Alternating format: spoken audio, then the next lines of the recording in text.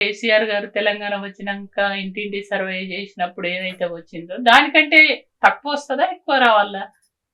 అప్పుడేమో 51% ఉంది బీసీలది ఏది జనాభా, ముస్లింలది కలుపుకుంటే 61% అయింది. ఇప్పుడేమో ఎంత అయింది? 50 కూడా లేదు, 47%. అని అంటే ఇప్పుడు అధికారంలోకి వచ్చి 10 ఏళ్ళు అయింది. 10 ఏళ్ల క్రితం సర్వే చేసిన దాంట్లోనేమో 61% వస్తుంది, ఇప్పుడేమో 47% వస్తుంది. అంటే తగ్గుతుందా?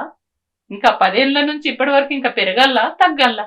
ఇప్పుడు కాంగ్రెస్ ను మోసం అంటే కదా మోసం చేసినట్టే కదా. అంటే బీసీలను ఈ పేరు మీద, సర్వే పేరు మీద ఒకటి ముందట తీసుకొచ్చి పెడితే మళ్ళీ మా సర్వేలు తప్పు చేసిర్రు, మీరు కరెక్ట్ చేయలేదు అని చెప్పేసి ఎవరైనా మాట్లాడితే అయ్యో మీరే తప్పు చేసినామని అంటారు కదా, సరే మేము మళ్ళా సరి చేస్తామని చెప్పేసి ఈ 42% రిజర్వేషన్ ఏదైతే అమలు చేయాలో దీన్ని పక్కా పడేయడం కోసం ఇది ఒక కుట్ర తప్ప ఇంకొకటేం కాదు.